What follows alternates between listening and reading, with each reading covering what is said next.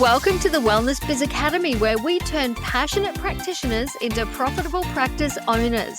I'm Cass Duffill, corporate business strategist and naturopath, showing you how to build a thriving practice with simple, proven systems that work. Let's create the practice that you long to have, because it's time to start living your passion and growing your practice. Hi everyone and welcome. I'm Cass Duffill. Now today we are diving into marketing, but marketing not as you know it. I have my own ways, my own takes, my own frameworks, and today I am taking you on a journey into something that I call empowered marketing. After today's episode, you will not look at marketing your business the same way. You will have some new and improved ways to market your business. So tell me, do you ever feel like typical marketing strategies, they just don't sit well with you? Maybe some of the tactics that are used, they make your stomach churn. And maybe for you, sales, the word sales feels a bit like a dirty word because of all the guilt tripping and the manipulation that you see other people using. Yeah, I know. I hear this a lot from the people that I work with because we've seen those bro marketing and old school tactics. But what I'm here to tell you is that there is a better way, and you know there has to be a better way, one that doesn't leave your stomach feeling sick at the end of the day. You, my friend, you are an authentic entrepreneur. You are on a mission to change the lives of your clients for the better. You're not just in this for the money, but you're a little bit stuck. You don't know exactly how to reach those clients that you want to work with, because everything that you see about marketing online seems to be slimy or salesy or downright manipulative. And I know you've seen it. I see it everywhere too. So on today's episode, I am hoping to open your eyes to a new way, a different way of marketing your business and doing business online. This is one that I teach my clients throughout every program, every service, every one-to-one offer, everything that I do. I teach my clients this way of marketing their business. I call this empowered marketing. It's an approach that I have created over the years that blends your purpose and your mission with authenticity and with complete alignment in what your ideal clients actually want and actually need from you. The great thing is too that sales becomes something that is easy and authentic because you're offering what your ideal clients actually need. You don't have to be pushy. You don't have to be salesy. You don't have to guilt trip them into buying it, because the people that need what you offer can see that they need it and they step up to buy it. Using empowered marketing is how I built my health practice. And you guys know that health practice, I started from zero, from scratch. I was a solo parent at the time, and I had a whole $12 to my name when I started my business. I built that to 6 figures in less than a year. And that clinic did multi-6 figures every single year after. The entire business was built on my empowered marketing method.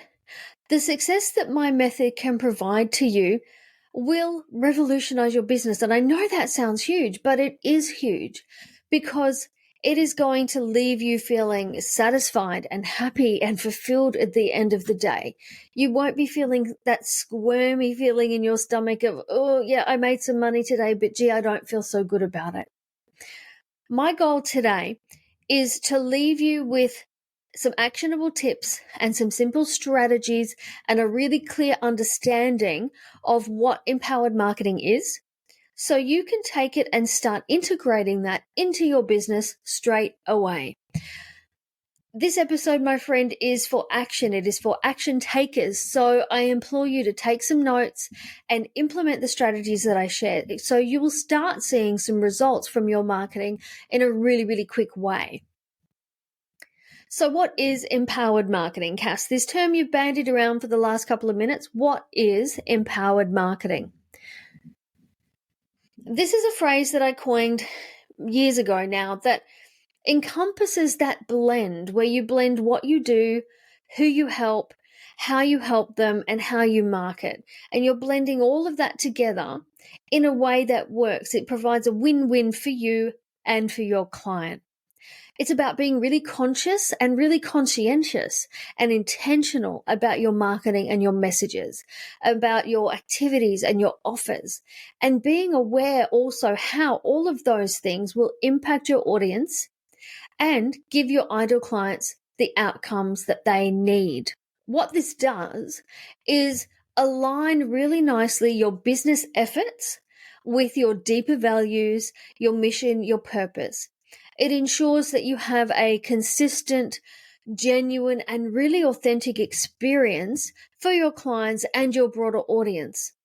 And it's interesting actually that Forbes conducted a poll on this, and they found that 91% of customers preferred to buy from brands that were authentic. So this shows that by staying true to your values and your purpose and showing your authenticity, you've got 91% of customers to tap into there.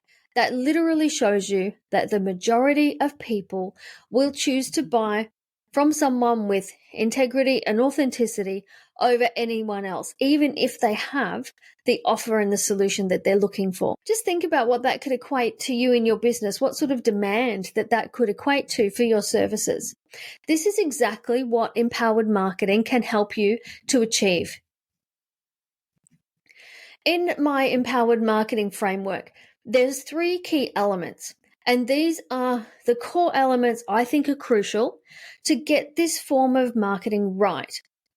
I'm going to take you through those now, and then I'm going to step you through the simple strategies you can use to start implementing these in your business right now. So the first key element in empowered marketing is respect. It's about having respect for your audience. It's recognizing that every time someone interacts with your brand or consumes your content, that you are taking some of their precious time and energy. Have you ever thought about it like that before? I know a lot of my clients, when I share that with them, it's a bit of an eye-opening moment because we don't think of it like that. But when you realize that, it means that we want to make sure that the time this audience, this person gifts to us is worth their effort. We don't want to be wasting their time. You can see how this strategy of mine, though, is in direct opposition to traditional marketing tactics, those ones that coerce you into buying their products and services with guilt tripping and manipulation. Okay, that's not what we're doing. We come from a place of respect as the first cornerstone of our marketing. We respect our audience, we respect their needs, and we respect the time that they're gifting to us. This is also why it's really important that you're not putting content out there for the sake of having content. And I hear this regularly. I post on Facebook X amount of times in a week because I feel I have to. And I'm going live on Instagram because isn't that what everyone's doing?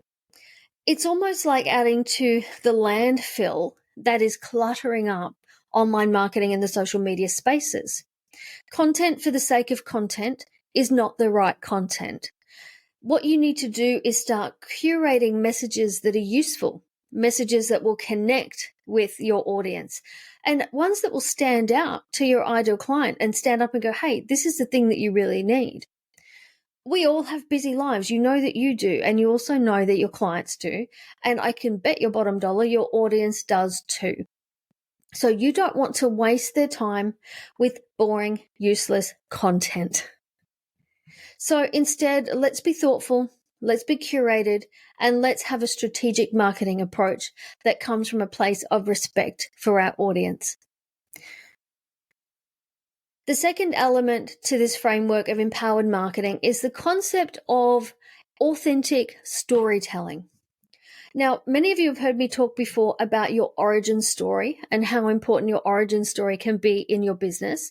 This authentic storytelling is more than your origin story. So your origin story does create a core piece of content that sits in the foundation of your business messaging.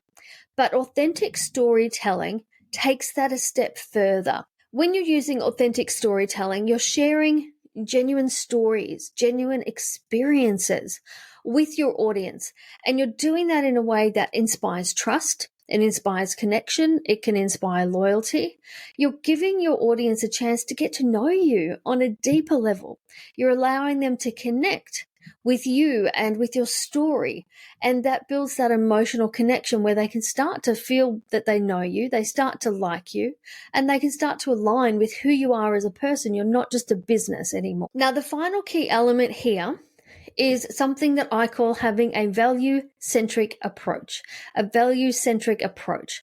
What this means is that you are out there providing real value for your audience. This value-centric approach means that before a person has ever spent $1 with you, you have shared real information, useful information. You've fostered positive relationships and positive connections.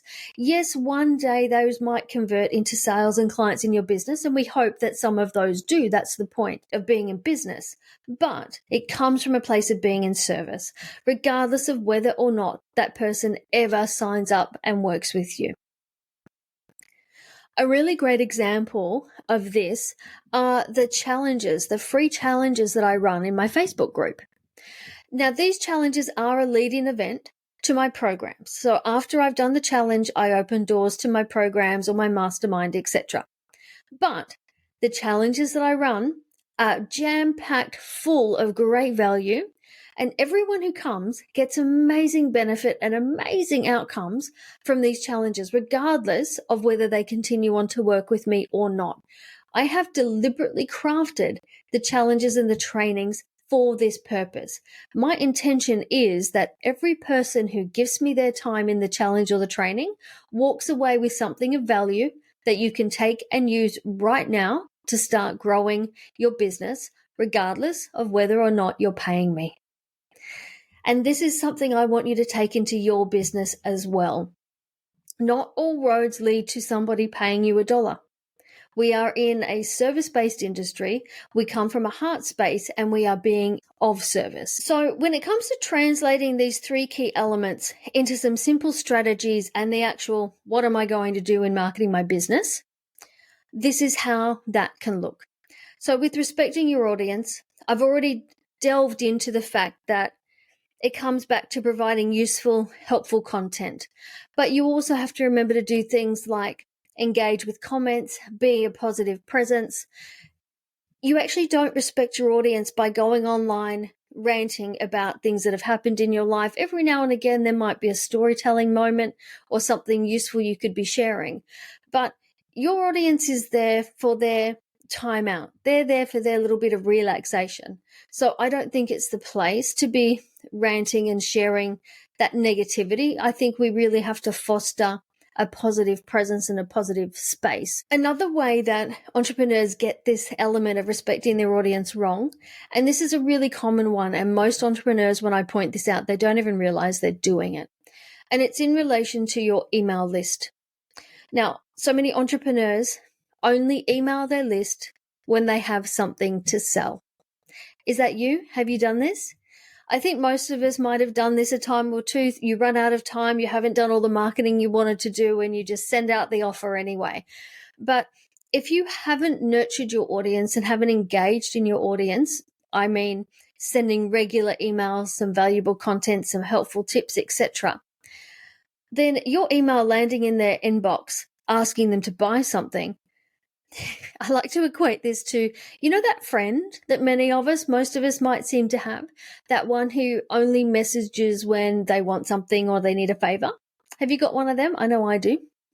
And it's funny because I know that every time this person's name pops up on my mobile phone, there's a little bit of pleasantries, and very soon after, they'll be asking for something. So it's funny, even as soon as that name shows up on my phone, my husband goes, oh, what does she want? What does she want now?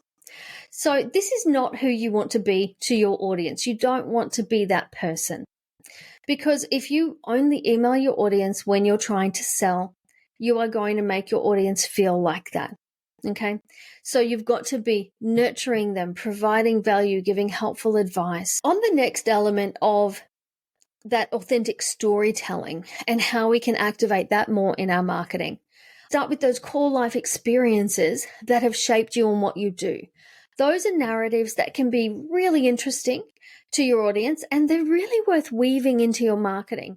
Some of that might fall into your origin story, some of it may not. But then the next step from that, it's not just the big moments either. It's often the boring and the mundane that others can relate to, like how you've just rushed out the door this morning to do school drop off, and when you get there, you find one of your kids didn't have shoes on. Yeah, that happened to me once. Or you're shuffling out, rushing out to a meeting, and you get into the car to realize you've got a flat tire. Yeah, me too. That's happened here. So everyday scenarios just like these are so relatable. So many people are going to go, yep, I've had that. Yes, I've experienced that. Oh my gosh, me too. And those are really interesting ways to start to connect with people. Then if you want to add a positive spin as well, you can share how you overcame the tricky situation, how you managed the stress, how you maintained your patience with the child that didn't have shoes on, whatever the story happens to be. But these can be really great ways to engage with your audience because they get to see you and then they get to share some of their life as well. And that, my friend, is what connection is. The last element we want to try and weave into our empowered marketing is a value-centric approach, which in marketing means that you are sharing value-driven content. It's as simple as that. So think about what your audience could need. What might they find really valuable, really useful? You could be sharing blogs. It could be podcasts. Maybe you're sharing free tools and resources. Perhaps you're doing daily lives with tips and helpful advice. Think about anything that you can do that adds positive value into the lives of your audience. The great thing about this is it really sets the tone for a positive client relationship in the future too. And I get so much amazing feedback from the free resources, the free trainings, the free challenges that I do. Everybody raves about how much value I include, and it's all for free, and how much help they find those challenges. It has helped people build their business, get their marketing right, and move forward without even having to spend a penny on getting help. And that is my whole intention, and I want it to be yours too, that these are a helpful beacon. And then one day, when that person is ready to pay for help and look for another solution, you might just be top of mind because they can see the value in what you offer. They've already experienced it. As I start to wrap up today's episode, I want to circle back and leave you with a thought on this topic because the way I market and grow businesses is really different. It's never a cookie cutter approach. It's always focused on making your business work for you. It's about success on your own terms in a way that feels right for you and feels aligned for you. And that is why I think empowered marketing is the greatest tool in your toolbox right now for marketing, because it allows you to show exactly who you are. It allows you to communicate exactly who you help and why you help them. And you're able to share how you help as well. What do you think? What you've learned about empowered marketing today? Do you think it's a really helpful element to add to your marketing strategy? Are you already using empowered marketing? How could you start to implement it if you're not already? And what sort of benefit do you think you will see in your business when you start to use it? So think about the marketing strategies, the marketing tactics that you're already using. Do they feel right to you? Does it feel authentic? Do you feel that you can shine through your messaging? Does it sound like you? If not, my friend, then something has to change.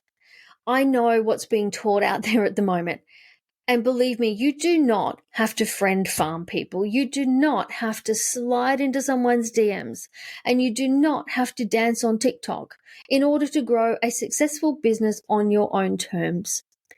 And anybody who tells you that you have to, they are lying. They are not the people to be listening to. And I know that's a very strong statement, but look, that's the truth of it. And I've seen so much in the online space lately, particularly in friend farming and sliding into the DMs, that just makes my skin crawl. And I don't want you to feel you have to do that to be able to grow a business. There are ways that are authentic and aligned with you where you can finish the day and feel good about yourself.